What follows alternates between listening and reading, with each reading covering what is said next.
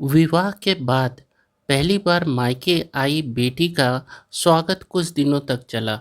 कुछ दिनों तक बेटी को जो पसंद है वो सब किया गया।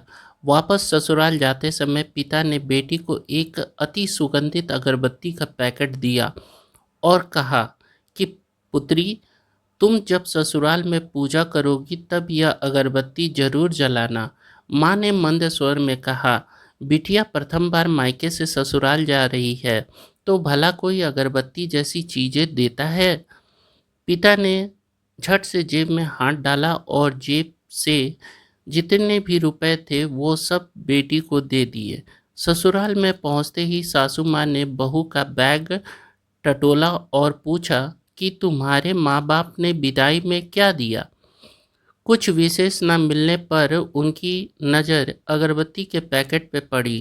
क्रोध में सासू माँ ने मुंह बनाकर बहू को बोला कि कल पूजा में यही अगरबत्ती जला लेना।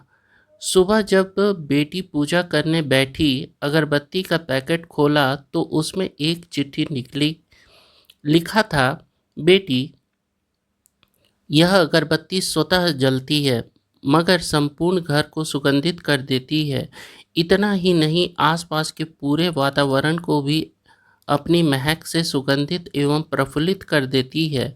हो सकता है कि तुम कभी पति से कुछ समय के लिए रूठ जाओगी या कभी अपने सास ससुर जी से नाराज हो जाओगी, कभी देवर या ननद से भी रूठोगी, कभी तुम्हें किसी से बात सुननी भी पड़ जाए या फिर कभी आस पड़ोस के बर्ताव से तुम्हारा दिल दुख जाए, तब तुम मेरी यह भेंट ध्यान में रखना। अगरबत्ती की तरह जलना। जैसे अगरबत्ती स्वयं जलते हुए पूरे घर और संपूर्ण परिसर को सुगंधित और प्रफुल्लित कर ऊर्जा से भर देती है, ठीक उसी तरह तुम स्वतः सहन करते हुए ससुराल को अपना मायका समझकर सबको अपने व्यवहार और कर्म से सुगंधित और प्रफुल्लित करना। बेटी चिट्ठी पढ़कर जोर जोर से रोने लगी। सासू माँ दौड़ी आई। पति और ससुर जी भी पूजा घर में पहुँचे जहाँ बहू रो रही थी। अरे, हाथ जल गया क्या? पति ने पूछा। क्या हुआ यह तो बताओ, ससुर जी बोले।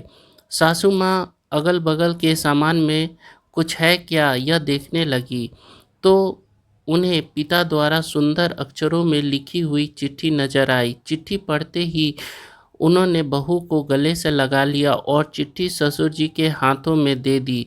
चश्मा ना पहनने होने की वजह से चिट्ठी बेटे को देकर पढ़ने के लिए कहा। सारी बात समझते ही संपूर्ण घर शांत हो गया। सासू माँ उच्च स्वर में बोली, अरे यह चिट्ठी फ्रेम करानी है। यह मेरी बहू को मिली हुई सबसे अनमोल भेंट है। पूजा घर के बाजू में ही इसकी फ्रेमिंग होनी चाहिए और फिर सदैव वह फ्रेम अपने शब्दों से संपूर्ण घर और अगल बगल के वातावरण को अपने अर्थ से महकाती रही। और अंततः अगरबत्ती का पैकेट भी खत्म होने के बावजूद भी। क्या आप भी ऐसे संस्कार अपनी बेटी को देना चाहेंगे? बेटियां दो परिवारों को महकाती है। वीडियो अगर पसंद आता है तो वीडियो को प्लीज़ लाइक, शेयर और सब्सक्राइब जरूर करें ताकि मुझे भी मोटिवेशन मिलता रहे। धन्यवाद।